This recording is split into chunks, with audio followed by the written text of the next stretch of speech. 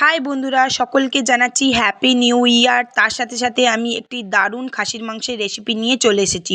সবার প্রথমেই মাংসটাকে আমি আদা রসুন বাটা, হলুদের গুঁড়ো, জিরের গুঁড়ো, লঙ্কার গুঁড়ো দিয়ে 1 ঘন্টার জন্য ম্যারিনেশন করে রেখেছিলাম। কড়াই বসিয়ে দিয়েছি, গোটা গরম মশলা ফোড়ন দিয়েছি, কেটে রাখা পেঁয়াজগুলো দিয়ে ভাজা ভাজা হয়ে এলে ম্যারিনেশন করা মাংসগুলো দিয়ে দিয়েছি। 2 কোয়া গোটা রসুন দিয়েছি, কেটে রাখা টমেটোগুলো দিয়ে দিয়েছি। কালারের জন্য আমি কাশ্মীরি লঙ্কার গুঁড়ো দিয়েছি, মিট মশলা দিয়েছি, ঝালের জন্য লঙ্কার গুঁড়ো দিয়েছি, স্বাদ অনুসারে লবণ দিয়ে আলু আর পেঁপেগুলো দিয়ে ভালো করে কষিয়েছি।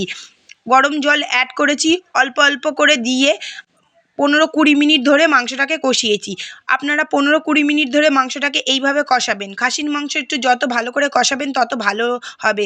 যখন মাংসটার গা দিয়ে এরকম তেল ছেড়ে দিয়ে আসবে তখন আমি প্রেসার কুকারে মাংসগুলো দিয়ে দিয়েছি। দিয়ে 2টো সিটি মেরে প্রেসার কুকারে ঢাকনা খুলে কেটে রাখা চর্বিগুলো দিয়েছি। চর্বিগুলো দেওয়ার পরে মিনিট 5 আরেকটু রান্না করেছি। ঘি গরম মশলা দিয়ে গরম গরম ভাতে এরকম মাংস সার্ভ করেছি। আপনারা যে যেভাবে খেতে চান সেভাবে খেতে পারেন। এরকম আরও ভালো ভালো রেসিপি দেখবার জন্য আমার চ্যানেলটাকে সাবস্ক্রাইব করবেন, তাহলে নোটিফিকেশান আপনাদের কাছে সবার প্রথমেই যাবে।